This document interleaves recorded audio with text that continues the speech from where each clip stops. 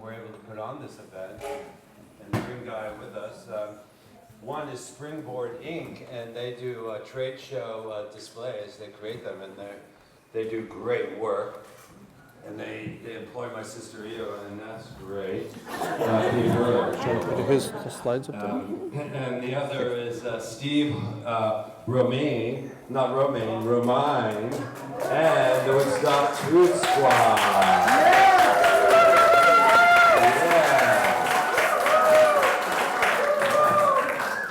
And the other is treepy.com, a unique treehouse design.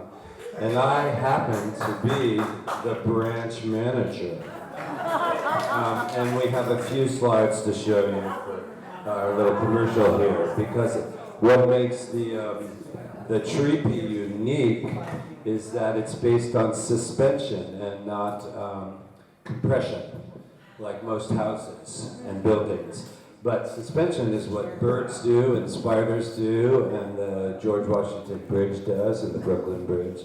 Suspension is great. So you can see this platform here is an octagon that's actually hanging from 8 cables and has no support underneath it. It's 450 square feet, and it's built in a large hemlock, which is dead.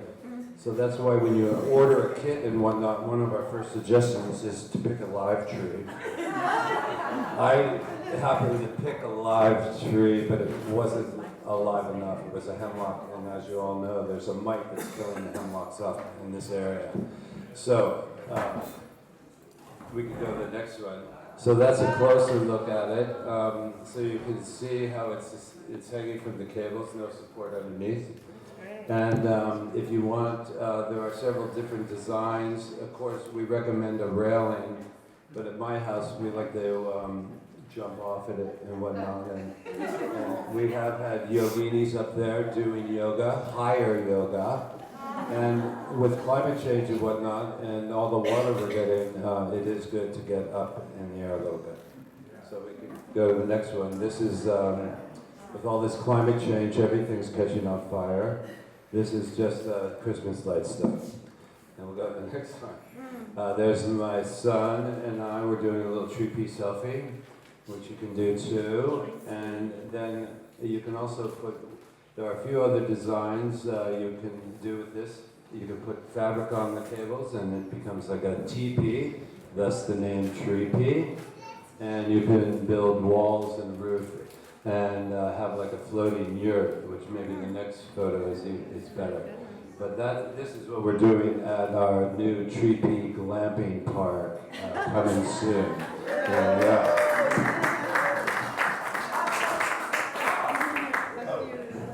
And now I would like to invite Io Stubblefield up here, my sister.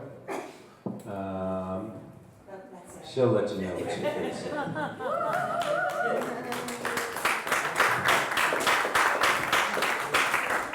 Well, I want to thank all of you for coming out to hear Guy McPherson.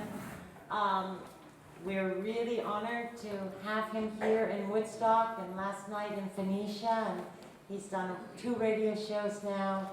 And I must say that I've learned more about climate change, and the things that are happening in this past week. But as I was preparing for Guy to come, I was studying his work, so I've learned a lot, more than I have in all the years of, following climate.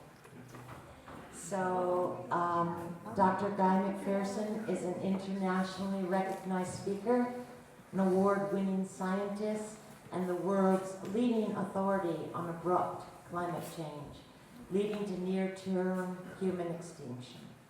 He is Professor Emeritus at the University of Arizona, where he taught and conducted research for 20 years.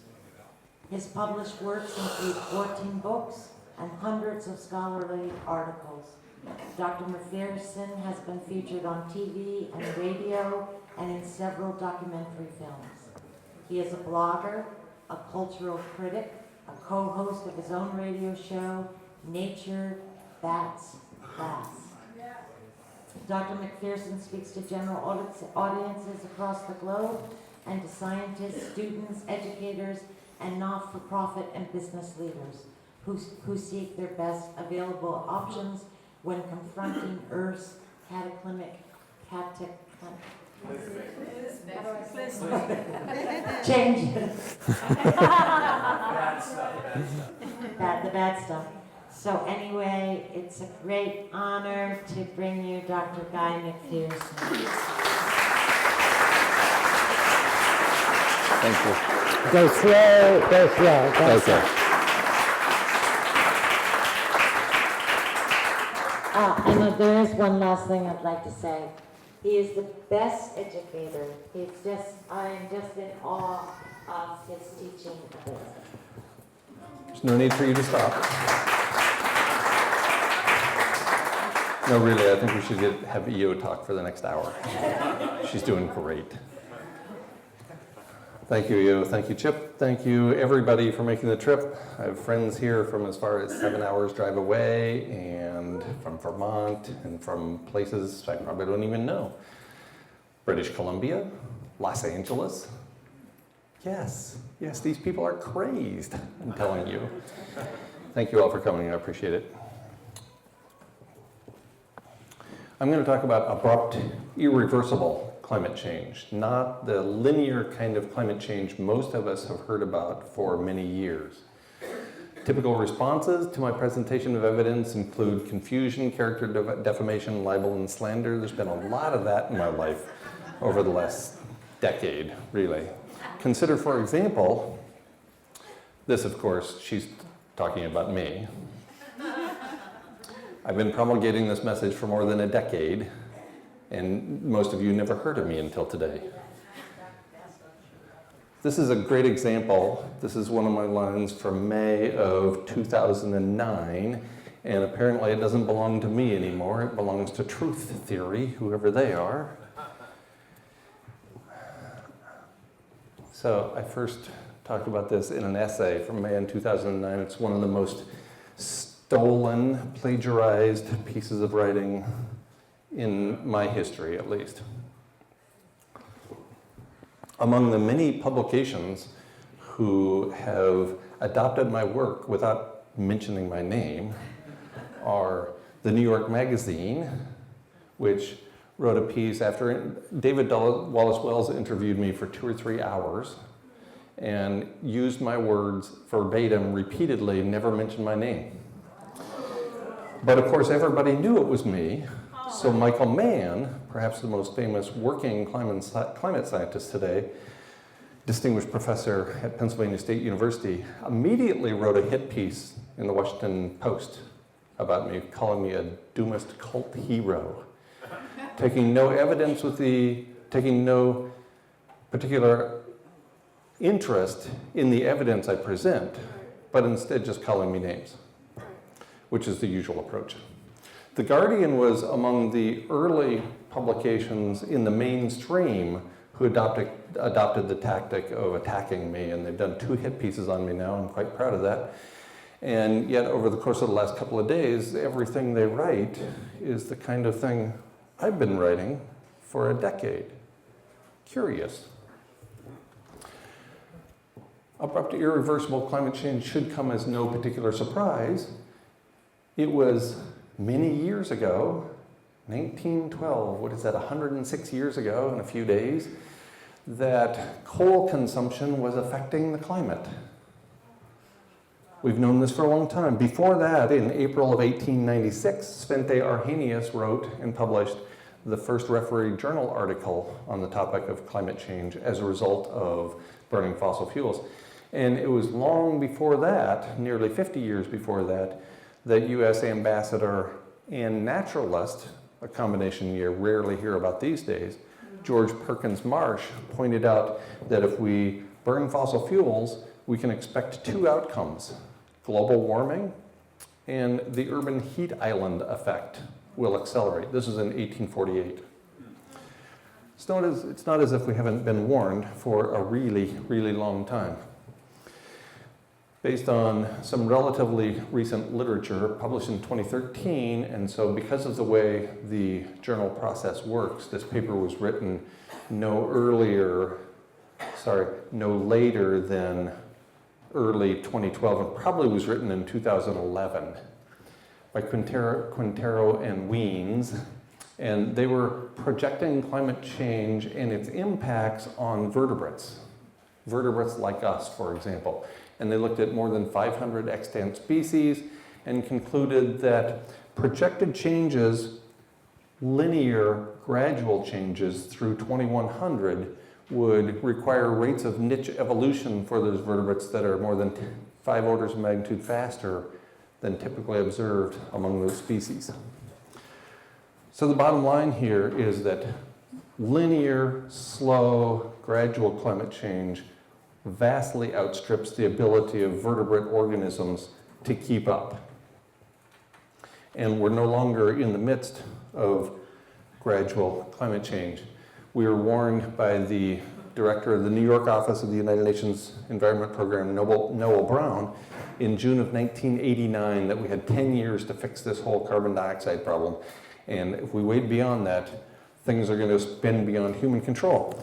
In fact, he was hinting at self-reinforcing feedback loops, the kinds of phenomena that take the matter out of human control, and instead the Earth starts developing a set of actions of her own. Just more than a year later, October of 1990, it wasn't a single individual working for the United Nations, it was the United Nations Advisory Group on Greenhouse Gases that pointed out we absolutely could not go beyond 1 degree Celsius above the 1750 baseline, the beginning of the Industrial Revolution. If we reached that point, we could trigger rapid, unpredictable, and nonlinear responses. And what we're talking about here is self-reinforcing feedback loops, or so-called positive feedbacks. The snake eating its own tail. The snowball that we roll down the hill, and after a while it picks up speed of its own and starts rolling on its own. We don't have to push it anymore. It's out of human control. The United Nations was correct to focus on the idea of habitat in pointing out this could lead to extensive ecosystem damage. This is really important because we are human animals, and as such, as with every other plant and animal on the globe, we require habitat to survive. Habitat is the place or environment where a plant or animal normally lives and grows, and obviously corn doesn't usually inhabit the microwave.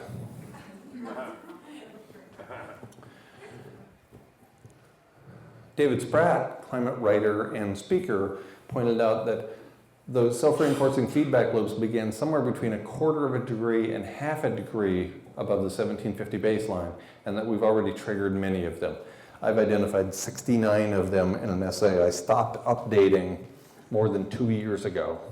And so there are at least 6 dozen of these self-reinforcing feedback loops that we have triggered, and any one of a handful of them will lead to loss of habitat for human animals on planet Earth. And you see what happens to animals that run out of habitat. In this case, it was livestock and they ran out of food to eat.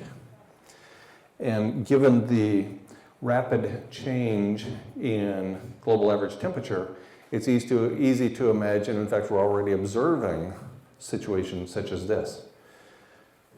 Within the last several weeks, the southwestern United States has been pointed out as entering a period much like it did during the Dust Bowl of the 1930s.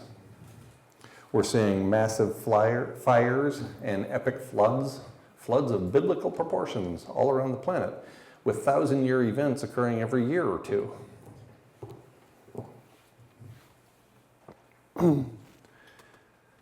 A little bit more about habitat. Habitat, again, is the place or location where animals or plants typically live and grow. For us, for the species Homo sapiens, we've been here for this long, about 300,000 years, relative to the last 2 billion years of planet Earth. And we have persisted up to about 2 degrees Celsius beyond the 1750 baseline when we say that the Industrial Revolution began. This according to a legal brief filed by James Hansen just over 3 years ago. So Probably we've had Homo sapiens on the planet up to this temperature because that's where the habitat has been so far. We're right here today, about 1 3/4 degrees above the 1750 baseline, and so it's no particular surprise we've triggered all those self-reinforcing feedback loops. And my own projection based on Sam Carana's work. Sam Carana is an anonymous climate scientist, probably 2 or 3 individuals. And I took a conservative look at his work from July 15th, 2016, and concluded we're headed for a temperature, global average temperature at least this high in 2026. Remember, the gradual rate of change forecast to the year 2100 is outstripping the ability of vertebrates to keep up by a factor of 5 times, by a factor of 10,000 times, or 5 orders of magnitude. So it's not as if we haven't been warned. We have been warned repeatedly, going back to George Perkins Marsh in 1848, to Svante Arrhenius, who went on to win the Nobel Prize for unrelated work in chemistry. His warning came in April of 1896. Noel Brown warned us in 1989.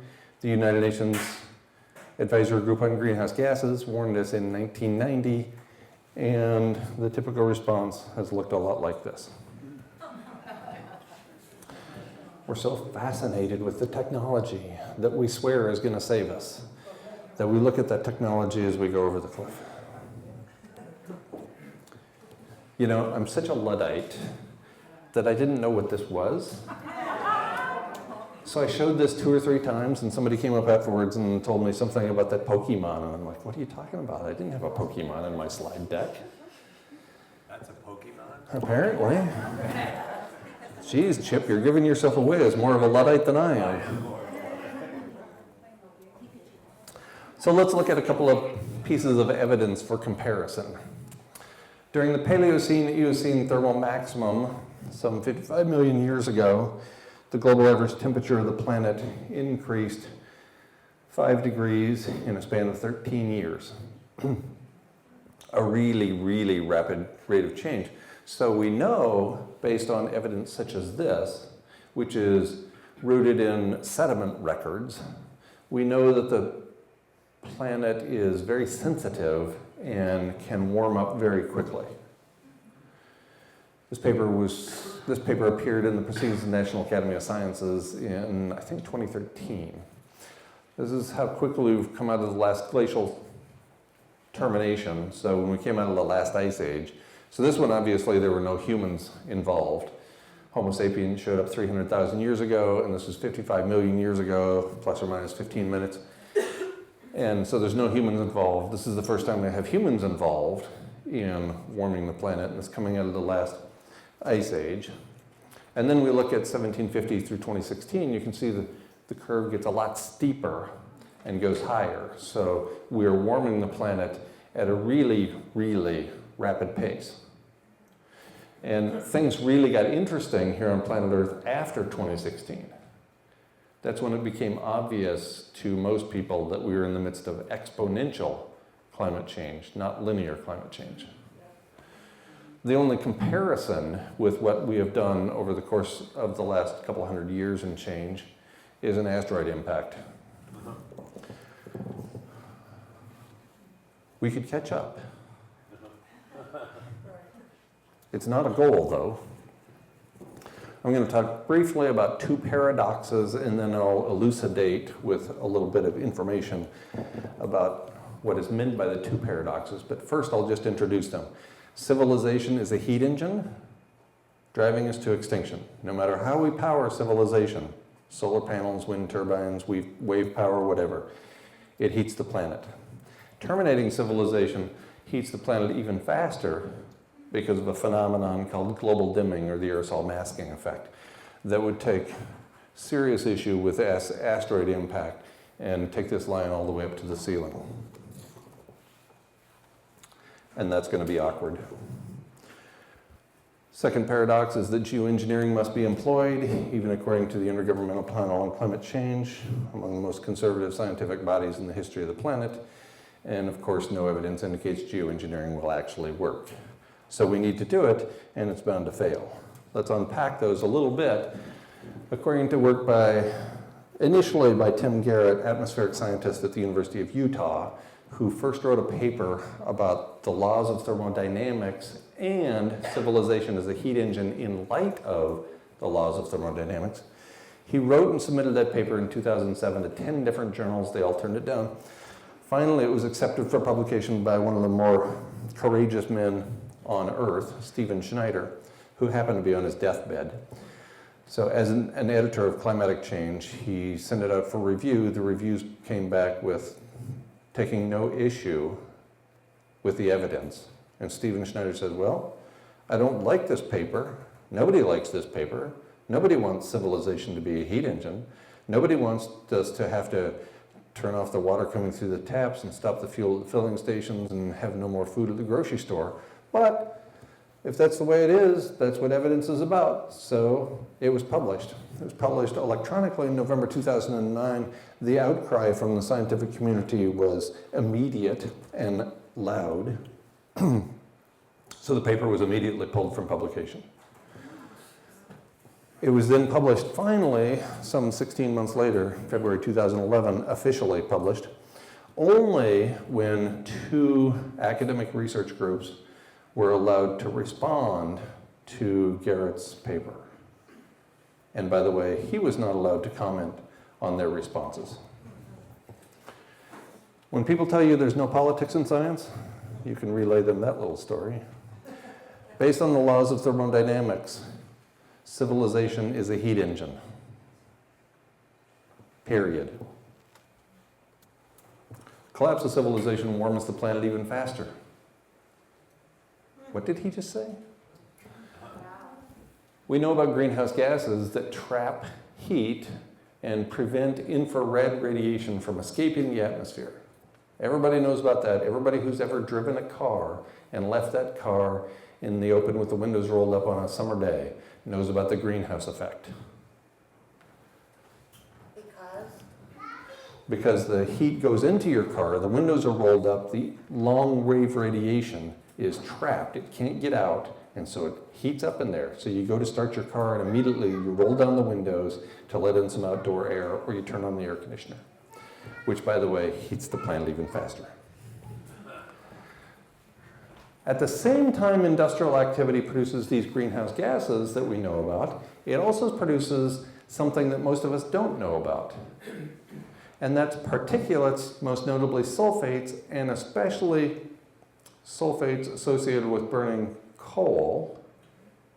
And these sulfates go up into the upper atmosphere and block the sunlight from entering the atmosphere in the first place. At the same time we're putting up windows in our greenhouse, we're also putting up umbrellas to allow the light from even entering the upper atmosphere. If we stop burning fossil fuels, especially coal, those sulfates all fall out of the atmosphere within 6 weeks. The only reason we maintain them in the atmosphere, they're constantly falling out, we're just pumping more in there. So the more coal we burn, the more sulfates there are to provide protection, an umbrella for us. The first paper on the topic came out in late 2011 by James Hansen and colleagues and indicated a degree or so cooling from those sulfates, from those particulates in the atmosphere. So at the same time we're heating the planet, we're also cooling the planet through industrial activity. So if we turn off the heat engine known as civilization, the planet heats up even faster. That's inconvenient. A subsequent paper after the Hansen and colleagues paper by Levy et al. A couple of years later indicates that it takes as little as 35% reduction in industrial activity to crank up a 1 degree C global average temperature rise. That's enormous. That takes us well beyond the point at which humans have occupied the planet in the past. And the rate of change is so fast that there's no way complex organisms will be able to keep up. You cannot warm the planet 1 degree Celsius and expect trees to move. They're anchored. Plants are anchored in place. They're sessile. They can't get up and move to a new place. And furthermore, the soils, the mycorrhizal fungi, the bacteria, everything about where they're found is based on hundreds, thousands, in some cases millions of years of evolution by natural selection. You can't change the environment rapidly and expect the plants to keep up. And if the plants can't keep up, the animals can't keep up either. What could possibly cause such a global average rise in temperature? We're talking about a change that occurs over a span of 6 weeks that could result from the crash of 2016. Oh wait, there was no crash of 2016. I don't think Tom Hartman was wrong about this. I think he was premature. I think he was ahead of his time, as he is on so many topics. I think the crash of 2016 could easily happen this year. The system is stretched to the max, and it has been since we papered over the whole global financial crisis by printing money like it was going out of style, which for most of it kind of is. Whether it's the European Central Bank or the Federal Reserve Bank of the United States, the response to the global financial crisis of 2008 was to pump money into the system. Nobody took any action that got at the systemic nature of the problem. And so, never since 1929, since the big crash that triggered the Great Depression, never since then have we gone this long without a major correction in the stock market. It's been 10 years. Guy, could you just elaborate on why that crash, the money crash, makes the industrial complex drop? So if the stock market crashes, if, for example, you work for, what's a company? My company? No. A company that, DuPont, say you work for DuPont, and a whole bunch of other people do too, and a whole bunch of other industries and corporations depend upon DuPont. If DuPont stock drops 90% or to zero, who goes to work for DuPont? DuPont becomes unreliable. They're not going to pay their bills. They're not worth anything. Suddenly, they're not worth anything. If the corporations become worthless, especially since corporations are people now because of Citizens United, this gets really convoluted because now the corporations are worthless, which means people are worthless. And I'm not sure all of them are. Anyway, we could easily have a financial crash transform itself into an economic collapse and take down with it society and the culture as well. And if we only do this with as little as 35% of the industrial economy, approximately the United States or approximately Western Europe, then that's going to trigger such a rapid rise in global average temperature that non-human organisms will not be able to keep up. It certainly will destroy the wheat crop, and we're already seeing the wheat crop being destroyed in Europe. This year's wheat crop is broadcast to be well down compared to recent years. It's not just Tom Hartman. And last year, the Pentagon declared that American empire is collapsing. Think about that for a minute. The organization responsible for maintaining America as an empire says it's all coming down like a house of cards. And they admit it in public. The cover story in New Scientist says the collapse of civilization, it's more precarious than we realized. When was this? You can't see it from there. It's the first week of April 2008. And 6 months later, we found out exactly how precarious the whole situation was with the global financial crash in September of 2008. And then along comes February 2011. Ben Bernanke, who was chairman of the Federal Reserve System in 2008 and also in February 2011, claimed that the entire house of cards, that is, as reflected by the banks, he said, every bank except one in the United States came within the blink of an eye of failing. And if all the banks in the United States except one fail, you know, they call them too big to fail for a reason. If they all fail, nobody's going to go to work. Nobody's going to go to the grocery store because there won't be anything there. So it's more precarious than we realized. I'm not saying that such an event will happen this fall, but it might. The crash of 2016 might just be delayed for a couple of years. Or maybe we'll be able to sustain the unsustainable set of living arrangements that we have forever. And if we do, civilization is still a heat engine. So, damned if you do, damned if you don't. The second paradox is that global warming is irreversible without massive geoengineering of the atmosphere's chemistry. This even according to the Intergovernmental Panel on Climate Change with their vaunted fifth assessment, which was heavily leaked beginning in 2013, officially released in 2014. And Truth Out was the first publication I know about to point out that such an approach relies on fantasy technology. There's no way to remove carbon from the atmosphere at sufficient scale to make any difference. Not long later, taking a somewhat less sensationalistic view, the United States National Academy of Sciences and a European body of similar stature concluded the same thing. Geoengineering is not going to work.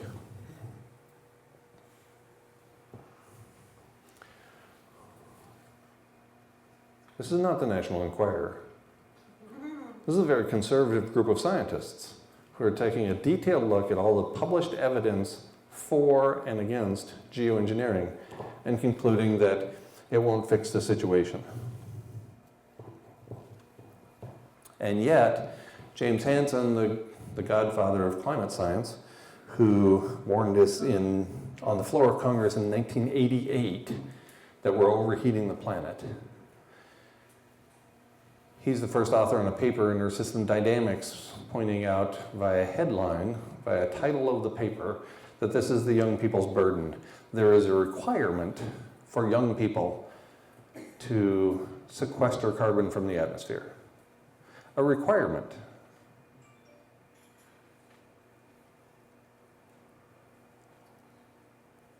James Hansen and I represent what I would consider to be the two worst generations in human history in terms of what we've done to the atmosphere, what we've done to the lands and waters, what we've done to the whole planet. We have mined the planet for a few bucks.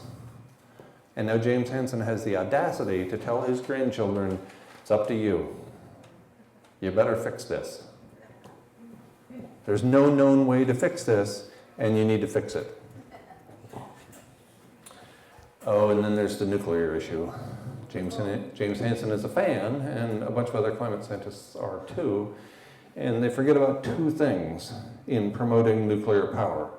Well, apparently they forget about 3 Mile Island and Chernobyl and Fukushima, but they forget about two broad topics as well. The waters are warming, forcing the shutdown this summer of several nuclear power plants around the globe because the waters are too warm to cool the spent fuel rods from the nuclear power plants.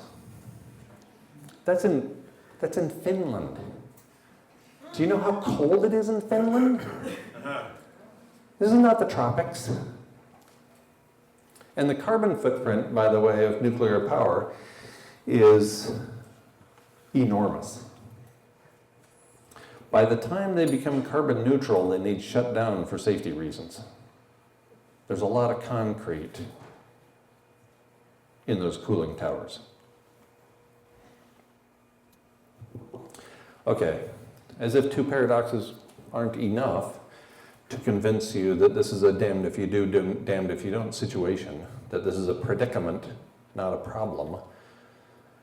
Problems have solutions. You find problems in math books, and the solutions are right there in the back. Predicaments don't have solutions. Civilization is a heat engine. Turning it off warms the planet even faster. We need geoengineering to fix it. Geoengineering won't work. So this is a serious predicament that appears to have no solutions. And then tack on that finally, the scientific community through the referee journal process admits that we're in the midst of the sixth mass extinction. more than a decade after conservation biologists have been writing books pointing out that we're in the midst of the sixth mass extinction. So finally, the incredibly conservative referee journal literature catches up with a paper by Gerardo Ceballos and colleagues that we can only understand what happens in the subtitle, entering the sixth mass extinction. Those words before the colon makes no sense to anybody. In an interview released the same date as the paper in Science Advances, Ceballos points out that life would take many millions of years to recover, of course, as with the previous 5 mass extinctions, when it took many millions of years to recover beyond microbes and fungi and bacteria, oh my. And our species itself would likely disappear early on. Of course, because we're so complex, we're so complicated, we depend upon so many other little things for our own survival. Our water doesn't come from the taps. It comes from the wilds. And specifically, it comes from places that there's a bunch of strainers out there in the form of microorganisms that are cleaning the water for us. There's a bunch of pollinators making sure we have food. There's a bunch of decomposers. Without the decomposers, all the trees that die would just stack up. In 30 years, you wouldn't be able to walk through the forest because the trees there'd be so much dead material lying on the ground without decomposers. All that carbon would accumulate. It wouldn't break down.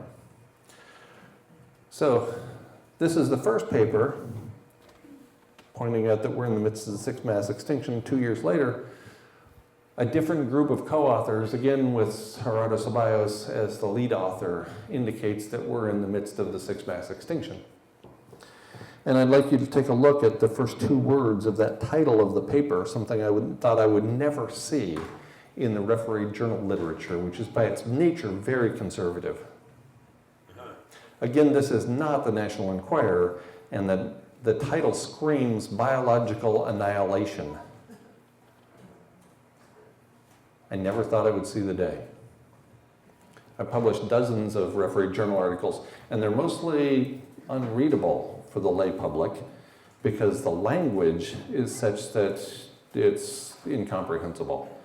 And certainly we don't write the titles so that people can actually understand them. That's what distinguishes science from, quote, normal people, is that you can't understand us, and that's by design. A colleague of mine once said that the 3 primary products of science are controversy, confusion, and publications. I think that's by design. The final sentence of this paper indicates that we're painting a dismal picture of the future of life, including human life. Of course we are, because we depend upon so many other organisms for our own survival. There's a paper from the most conservative of conservative sources, which is the annual review. The annual reviews take a look at the conservative referee journal literature and review it once a year. This is from the annual review of Earth and Planetary Sciences, but there's a bunch of other annual reviews as well. And this one, titled The Future of Arctic Ice, written by 4 scientists, 3 of them paid by the U.S. Naval Postgraduate College. And so, as you would expect, a bunch of real earth muffin liberal types working for the U.S. Naval Postgraduate College, conclude that we have until 2016, plus or minus 3 years, to reach a nearly ice-free Arctic. And they use the term nearly ice-free Arctic because the scientific consensus is that an ice-free Arctic is reached when we have 1 million square kilometers or less of ice in the Arctic. 1 million square kilometers, because beyond that, it's really difficult to evaluate. So, you see in the 1980s and 1990s, we're in the blue zone. We're up there above the 1981 to 2010 average, the 30-year average.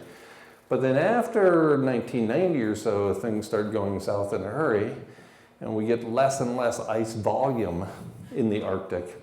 And the projection, the latest projection I've seen, which was a little less than a week ago for 2018, was that at the end of the melt season, approximately coincident with the the autumnal equinox in the northern hemisphere, September 20th to 21st, that projection indicates we'll have about 4 million square kilometers of ice. will be down, or cubic kilometers rather, will be down in this neighborhood, which is a really small number, but good news, it's not 1 million or less. So that's great news that we have not yet entered the arena of 2016 plus or minus 3 with an ice-free Arctic. So the projection might be wrong. It could be that the very, very thin ice that's in the Arctic right now will in fact be gone by the end of this year, but it would surprise me. As a basis for comparison, when satellite records began in 1979, right here, the average ice thickness for the Arctic ice was more than 3.5 meters thick. More than 3.5 meters thick. That's just about from the floor to the top line of the slide there. Annual review of Earth and Planetary Sciences.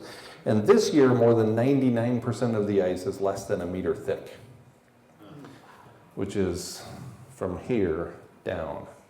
So to say we're treading on thin ice is actually an accurate statement. We have cyclones in the Arctic now.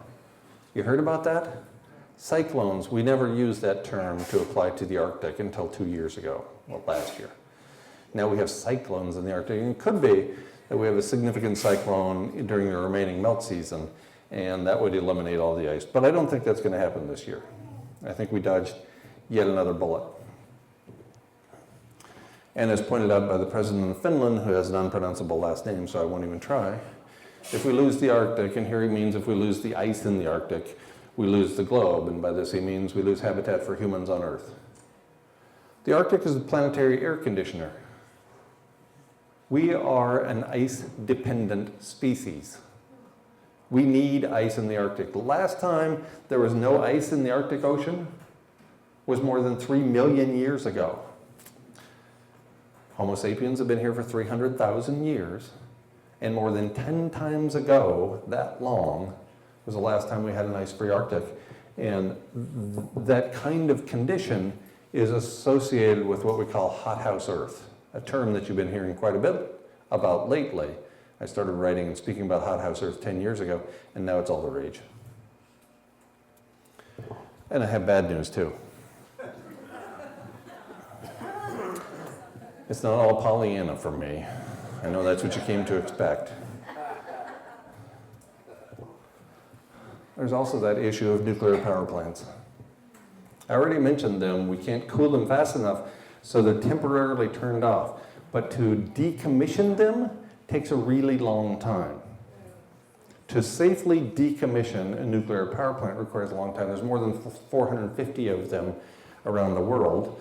You'll see the real hotspots for them are places like here in France, Western Europe generally, and Japan. That's where we have a bunch of them.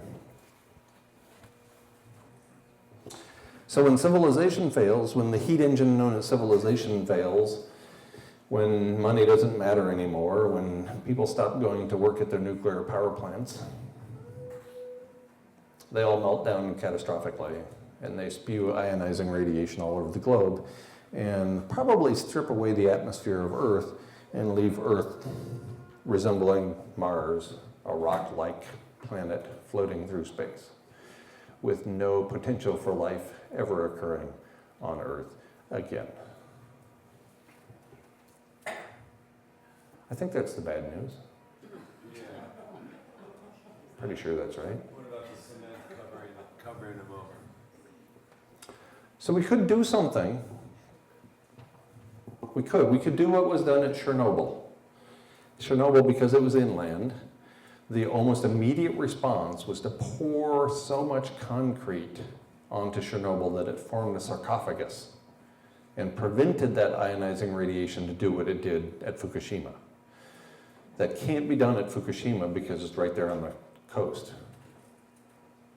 To safely decommission a single nuclear power plant, according to a guy named Jazzco, the most recent ex-head of the Nuclear Regulatory Commission of the United States, it takes 50 to 60 years.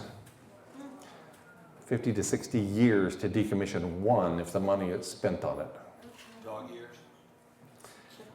Human years.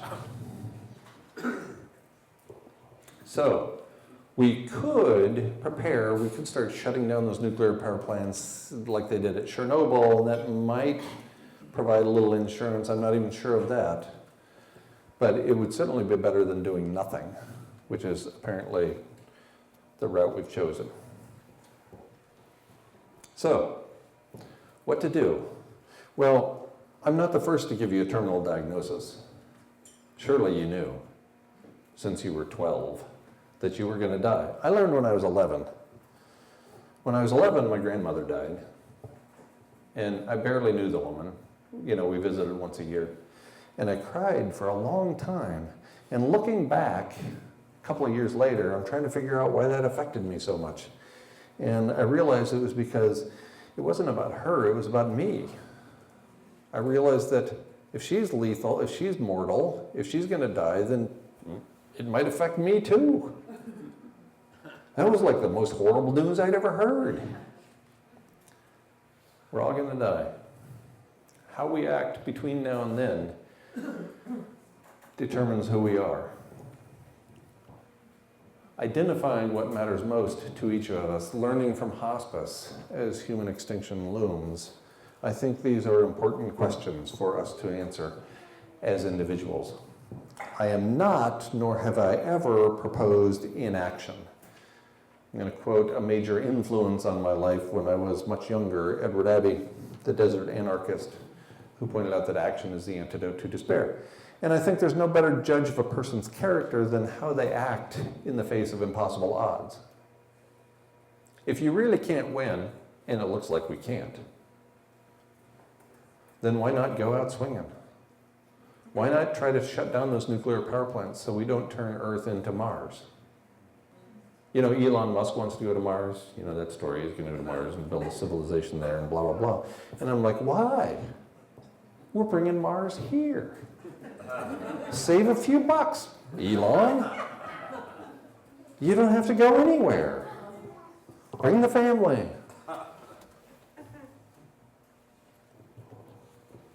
So what to do? How do we live with a terminal diagnosis? And by the way, you all know by now that you were given the terminal diagnosis at birth.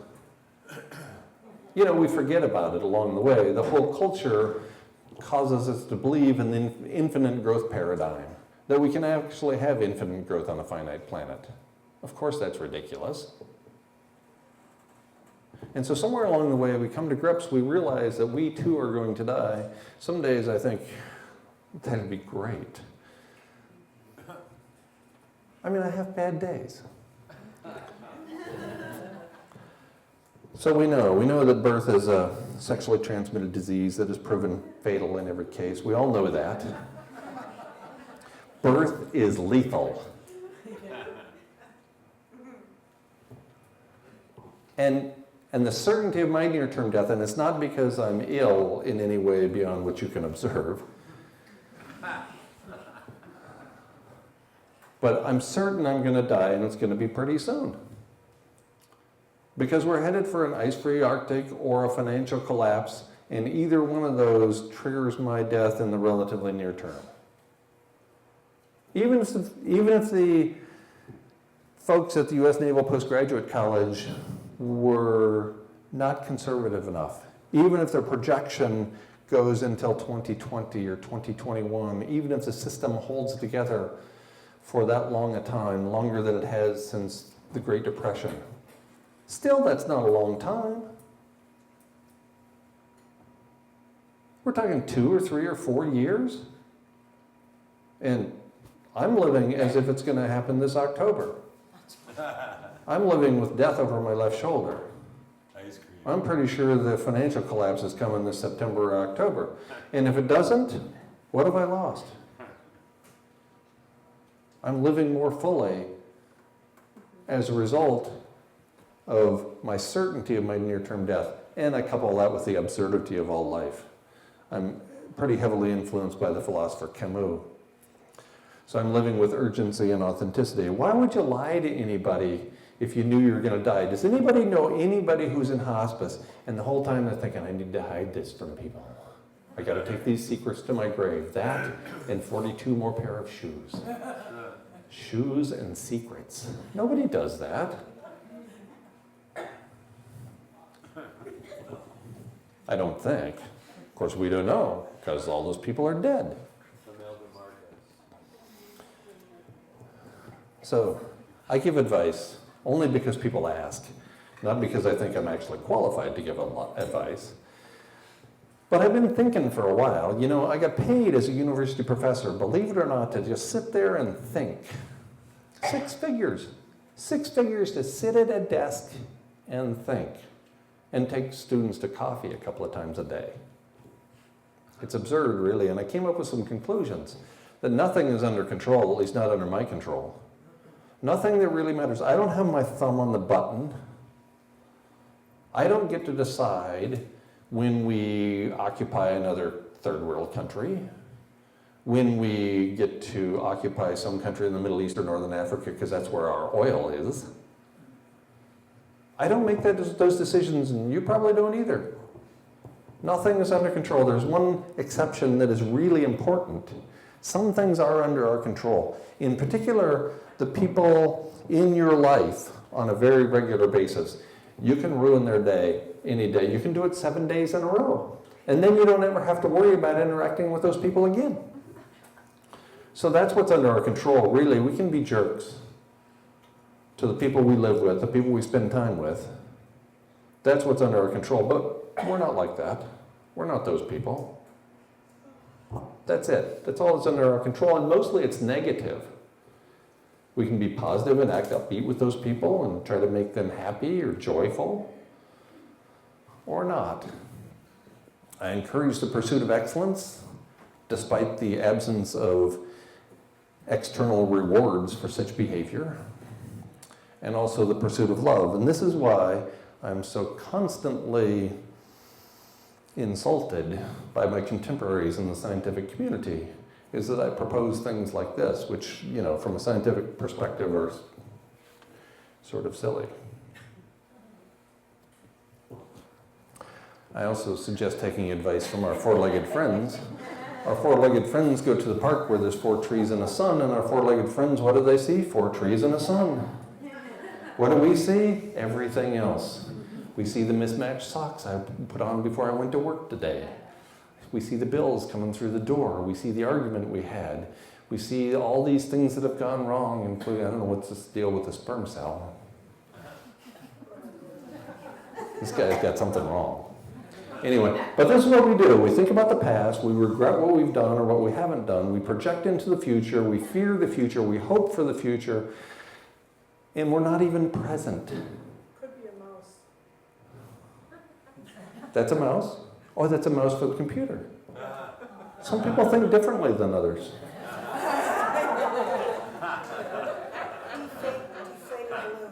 Isn't that weird? You see a mouse. A balloon. Huh. Anyway, so we could actually be more present with the ones we're with. If that's for me, they can call me afterwards. My students used to do that in my classes, only once or twice. And I would take the phone and I'd say, oh, it's Mom. Hi, Mom. Yeah, she's not available right now. Oh, this is Guy. I'm teaching the class today. Oh, what? And she hangs up. Sorry, your mom hung up. There are other things we could do. I'm not suggesting anybody jump off the treadmill. We actually, mostly, we kind of enjoy the treadmill. We enjoy structure in our lives. We come to recognize it as a treadmill, and sometimes we're not very happy about it because the treadmill is sort of going too fast for us, or we're spending too much time there. What I'm suggesting is maybe you can not jump on the treadmill for 60 hours a week, maybe make it 55 and spend those extra 5 hours a week with the people you claim to love. Maybe we could do that now and then. And of course, we were all born into captivity. We were born into this set of living arrangements, and we had no control over it whatsoever. I was born at 4:28 in the morning on September 29th, 1960, to James Lyle and Edna Carol Botinen McPherson. She was Finnish, which explains this enormous head. Where was I going?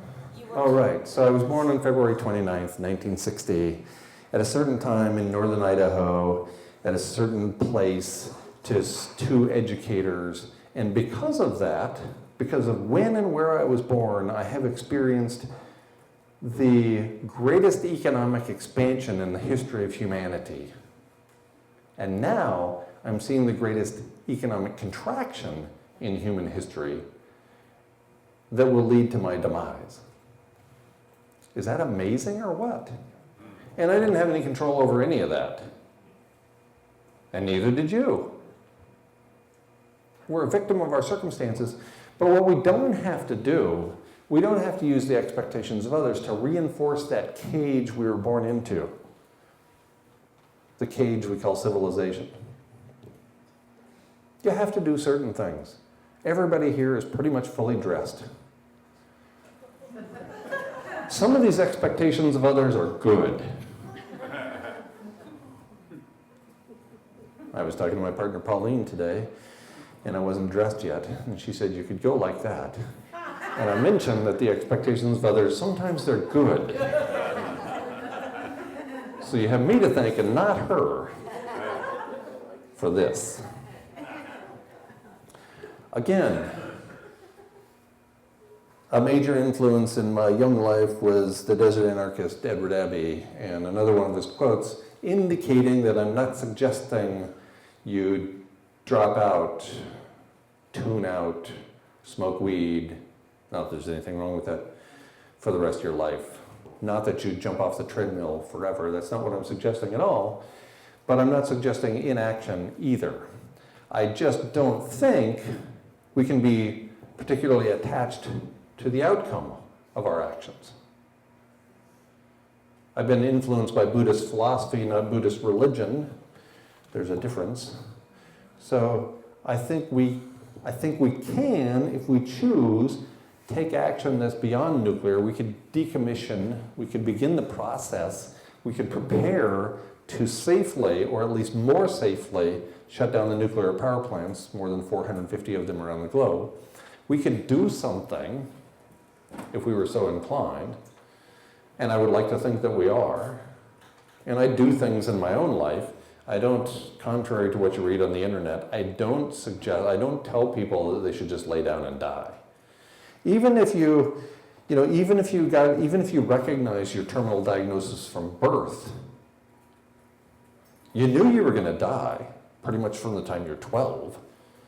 And yet nobody lays down and dies at that point. What I suggest is we use that information, the knowledge of our own death, to live more fully, to accomplish the things that we actually want to accomplish, to treat decently the people around us and maybe the whole living planet around us.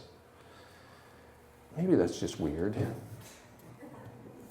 I have other advice. Stephen Jenkinson is, according to himself, a participant in the death trade. His entire adult life, he's been a member of the death trade.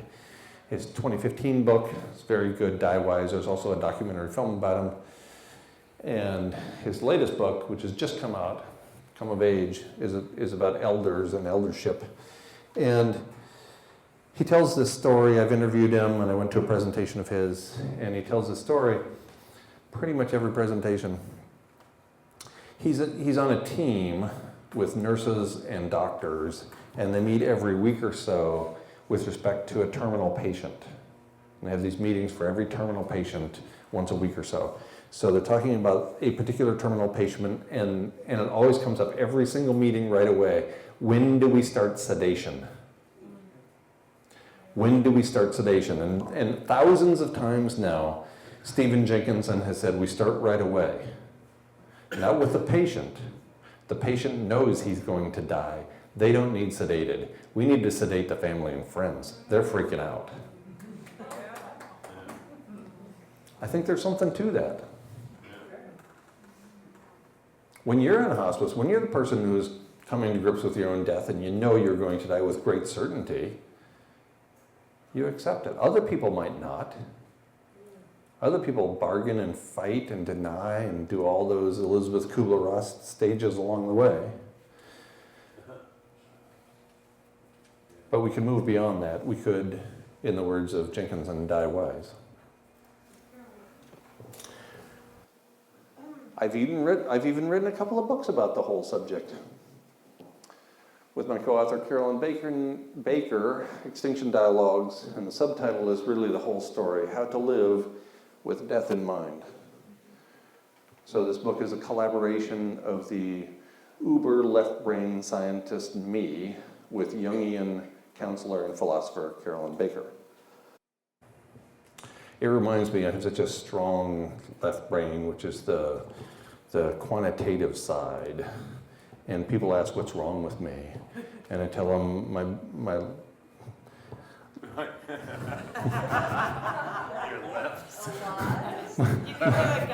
my left side isn't all right. My right side isn't all right. No, your right side Left out.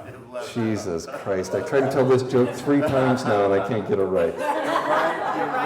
It's unbelievable. Your right side is left out, and your left side is What they said. Maybe next time. That's not right. Maybe next time. Okay, so that's what this book is about. This is a work of nonfiction. This is a work of fiction written with my partner behind the camera there, Pauline Schneider. And this book is written for people ages 11 and up, and mostly for the parents of ages 11 and up, because in my experience, youngsters are living fully. They're living as if they know they're going to die. It's only after we start making money and jump on the treadmill and start acting like everybody expects us to do, and we go to college, and we go to more college, we get some school, and we go to more school, and we get married, and we have 2.5 children, and we work for 45 years, and then we retire, and then we decide, oh, it's time I started behaving myself and taking a vacation. How ridiculous is all that? But the kids get it. So this is all about civilization at a very broad scale, and a conversation between 2 insects that we hope sheds light on the process of how we lived, how we treat the planet, and how we die. And we also offer a workshop called the Only Love Remains Workshop. And I think Pauline is going to get up here in a second before I'm all done. We've administered this workshop, facilitated the workshop where we live in Central America, in Belize, and we also take it on the road. And as Io will tell you in the not too distant future, we're going to take it on the road over the course of this weekend. Final slide, and I want to really hammer this point home. Charles Schulz had it right. Someday we do die, but on all the other days we don't. I think that's important. We are going to die, every single one of us. The world's oldest human being at the time, early March 2015, turned 117 years old. And at her 117th birthday party, she was asked to ponder those first 117 years of her life. And she said, and I quote, "It seemed rather short."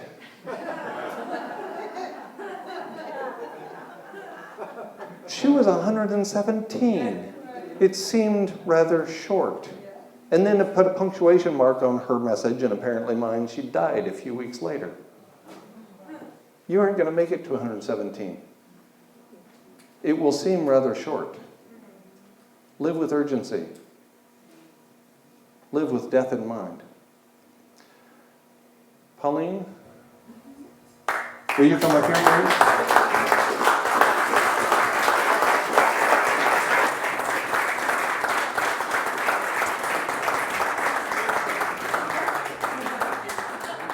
Just ran out the door. It's the craziest thing ever. This happens whenever I ask women to approach me, they run away. Oh, you're back. Hi. Thank you, everyone, for coming. We're always amazed when people show up. Put it right on your chin. Put it right on my chin. There you Let's go. do this thing. Walks around. Makes God noises and such. But I want to thank Steve again. Where's Steve?